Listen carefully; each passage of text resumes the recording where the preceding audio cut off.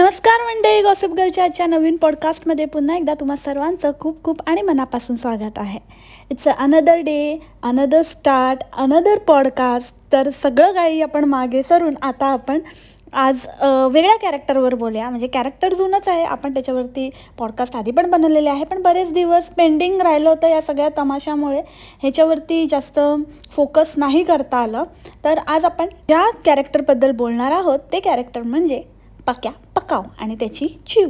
पक्या म्हणजे असलं पोरगं आहे ना, ते लहानपणी असं आपल्याला म्हणायचं ना कोणतरी, बाळा नाचून दाखव, बाळा गाऊन दाखव, ही आमची ना फारच छान नाचते, हां चल डान्स कर. कुठेही गेलं तरी आपल्याला नाचवायचे. तसा हा अजून पण आहे बालबुद्धी.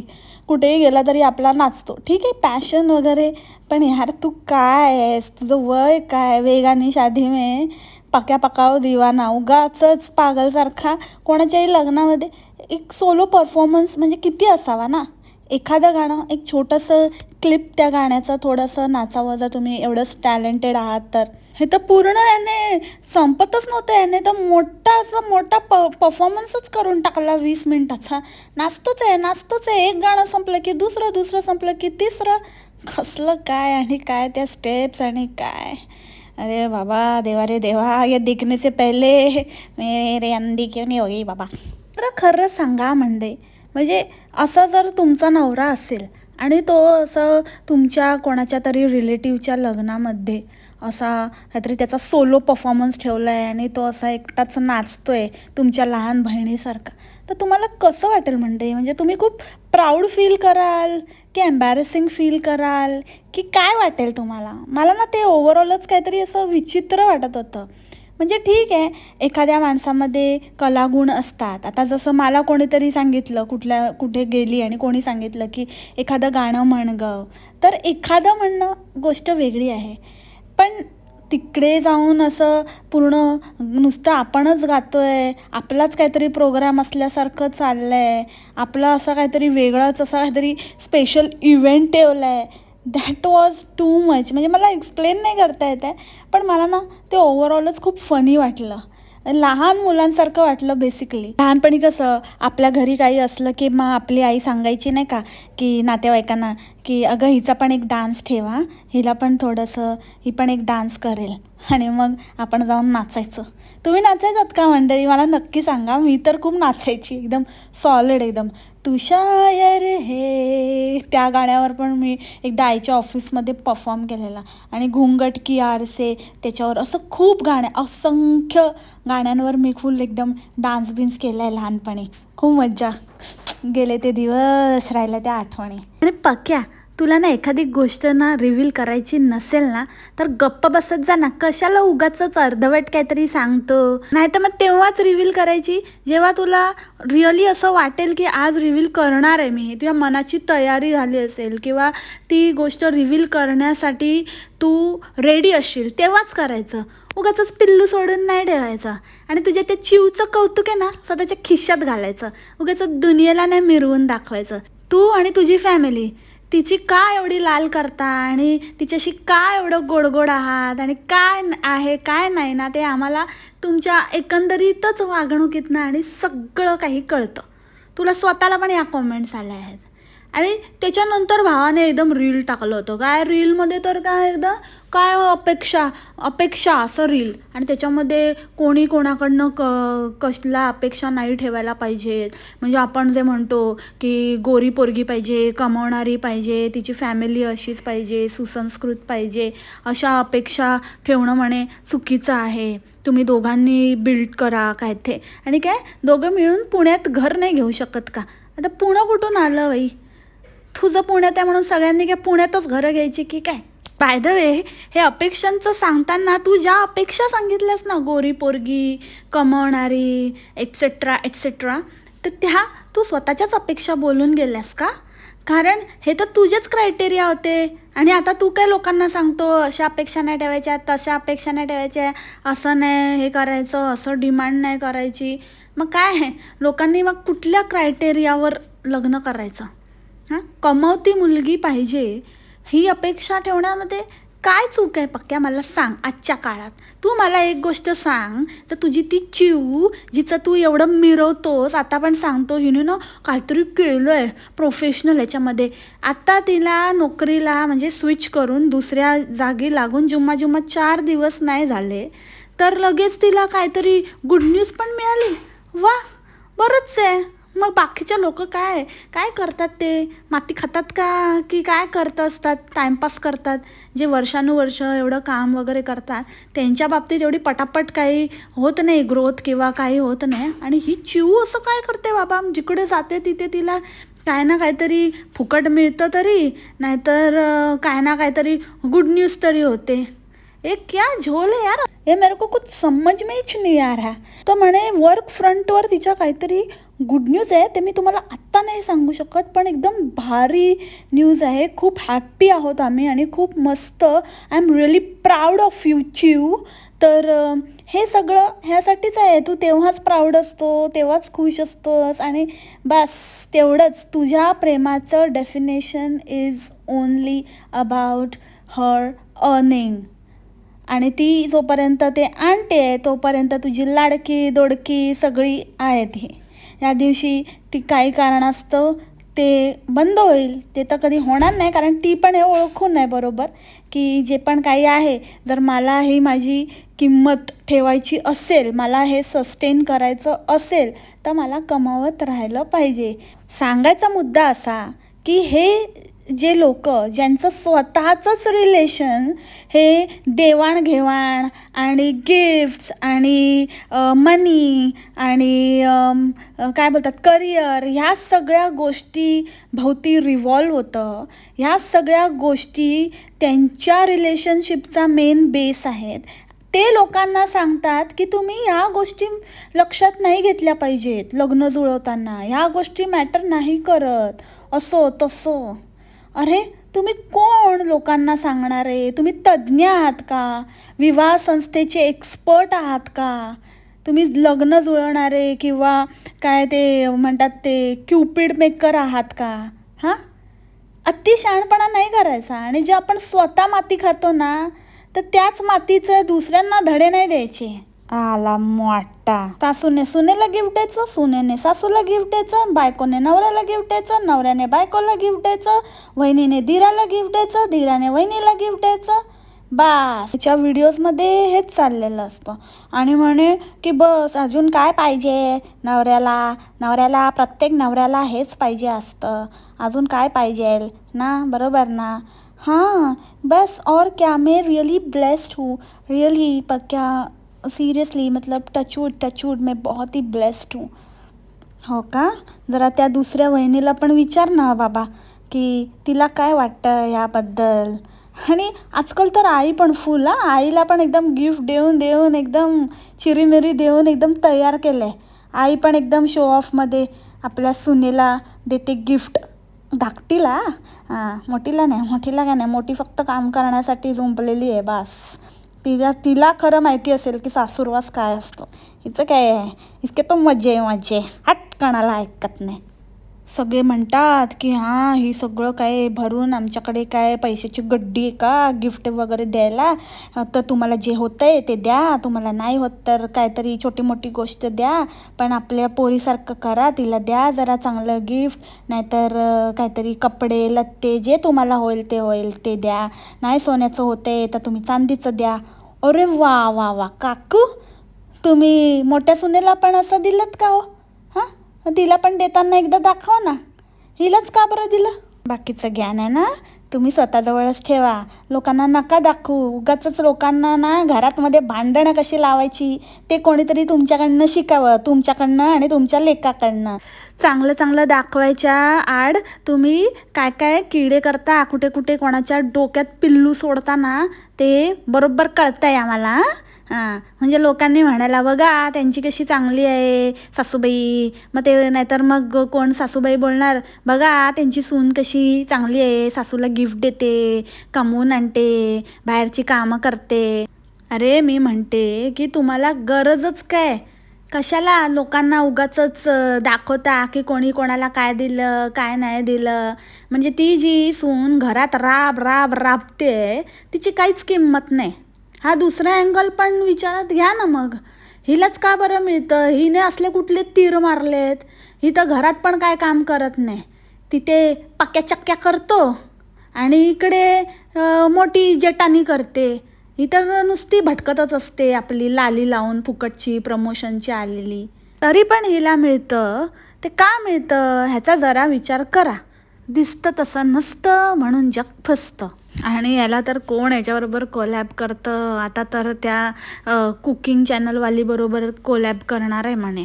आणि आता कुठल्या तरी पॉडकास्टर बरोबर पण केलं आहे. आणि तो पॉडकास्टर म्हणे याचं तर मस्तच आहे, बोलण्याचं तर विचारायलाच नको, खूपच छान बोलतो आणि छान मतं मांडतो. कसलं काय घंटाचं छान बोलतो आणि मतं मांडतो. त्याच्या बोलण्याचा आणि त्याच्या वागण्याचा एकमेकांशी काहीही संबंध नसतो. तो बोलतो एक आणि करतो एक. त्याचं स्वतःच्या पर्सनल आयुष्यामध्ये तो वेगळाच आहे आणि लोकांना संदेश काहीतरी वेगळेच देतो. स्वतः तेच करतो आणि लोकांना म्हणतो करू नका. सगळे तू प्रमोशन करतोस ते करतोसच. ते तर रोजचंच आहे. आता त्याच्यामध्ये काही वेगळं बोलण्यासारखं नाही आहे. ते तर युजलेसच आहे त्याच्यावरती बोलणं. कारण तुम्ही काय बाज येत नाहीत. तर ठीक आहे त्याची तुमच्याकडे आपापली काहीतरी कारणं पण आहेत की बाबा आम्ही सो कॉल्ड बिग यूट्यूबर्स ते आम्ही कमवलं आहे आणि ब्ला ब्ला ब्ला. तर त्याच्यावर मला नाही म्हणायचं आहे. बट जे तू त्या झांजू ॲपचं काय ते प्रमोशन केलंस त्याच्याबद्दल मला बोलायचं आहे. म्हणजे त्या झांजूचं प्रमोशन करायला तुझी पोरगी काय तिला साधं ॲलेक्सा बोलता येत नाही. ती बोलते एलेक्टा एलेक्टा आणि काय ट्विंकल ट्विंकल लिटिल स्टार तिला बोलता येत नाही. आणि तू त्या झांजूचं प्रमोशन करतो. तिला काय मॅथ शिकवायला बसवलं आहे तिथे की चलेच्चा प्ले दिस चलेच्चा प्ले डॅट असं शिकवतात झांजूवाले तिला.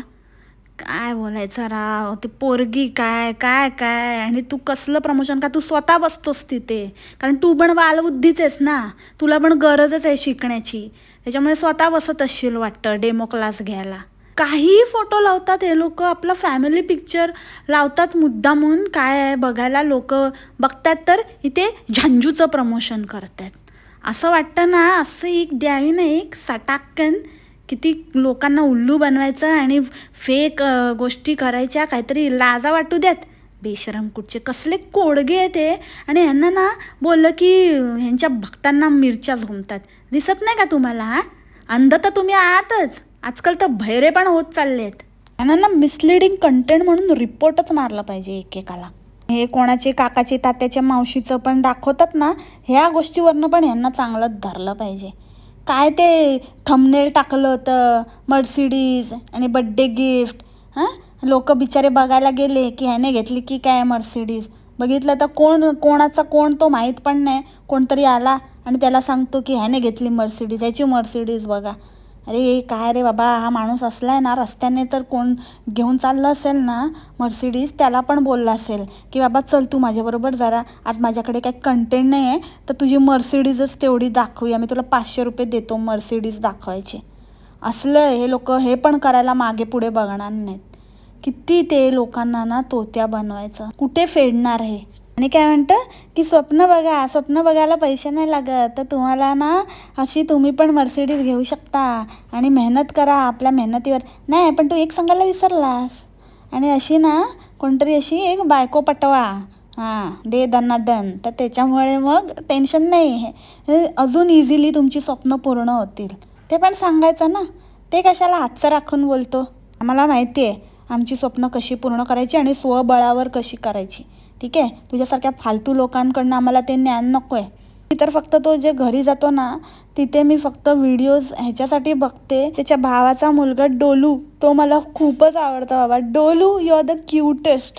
म्हणजे ह्याच्या मुलीला एवढा हाईप केलं आहे. आता मी असं नाही म्हणत आहे की ती वाईट आहे की ती चांगली आहे की तो असं नाही प्रश्न नाही आहे. पण डोलू इज अनदर लेवल. म्हणजे हा एवढं दाखवतो मुलीला एवढं दाखवतो आणि असं तसं क्यूटनेस आणि हे ते. पण तो तेवढा म्हणजे फील होत नाही. पण डोलूकडे नुसतं तुम्ही बघा आणि त्याचा चार्मच अलग आहे. अजून एक गोष्ट ह्याच्या बायकोशी रिलेटेड चिवची की ती म्हणे तर ही कानबाई आली, ही कानबाई. का रे बाबा ती कानबाई? हं, वहिनी कान आहे म्हणजे घरात राब राब राबणारी लक्ष्मी नाही, आणि ह्याची मोठी आली कानाफुसी. आता देवाचं मला हे नाही करायचं म्हणून आता बोलली असते आता चांगलंच. तुमच्या ना या छोट्या छोट्या जेस्चर्सवरनं, छोट्या छोट्या गोष्टींवरनं ना कळतं की तुमच्या घरात एका गृहिणीला काय स्थान आहे.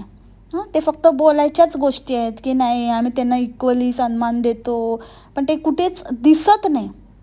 हे कसं एकदम दिसून येतं ना, सगळं गिफ्टिंग पण हिलाच होतं, सगळे मान पण हिलाच मिळतात, आणि हीच मोठी शहाणी असल्याचं पण क्रेडिट हिलाच जातं, तर ते सगळं दिसून येतं. तर मग जर तुम्ही खरंच घरच्या गृहिणीला पण तितकाच मान देता, तर तसं दाखवून द्या ना, तसं आम्हाला जाणवू दे ना. ते जाणवतच नाही रे पक्या. हे चिवला मंगळसूत्र घेतलं तर त्याचं एवढं एक्सप्लेनेशन दिलं की असं तसं लग्नाचंच होतं, मग तेव्हापासून आम्ही तिला घेतलंच नाही, मग आता मी थोडं थोडं करून जमवून आता घेतलं. आम्ही कोणी विचारलं का तुला बाबा तू का घेतलं? तू तिला मंगळसूत्र घे, नाही तर चेन घे, बांगड्या घे, कानातले घे, सोन्याने मडव, आमचं काय जात आहे, नाही तर काही घेऊ पण नको, आम्हाला काही फरक पडत नाही. दाखवलं नाहीच तरी चालेल. कशाला दाखवायचं आणि मग असं काहीतरी स्वतःच्याच मनात असं विचार करायचा की लोक काय म्हणतील, आता कुठून पैसे आले ते, आणि मग काहीतरी क्लॅरिफिकेशन देत बसायचं. कोणी विचारलं आहे ॲट फर्स्ट प्लेस तुम्ही काय घेता काय नाही घेत, त्याच्याशी कोणाला काही घेणं देणं नाही. ते दाखवूच नका म्हणजे क्लॅरिफिकेशन देण्याचा प्रश्नच नाही येणार.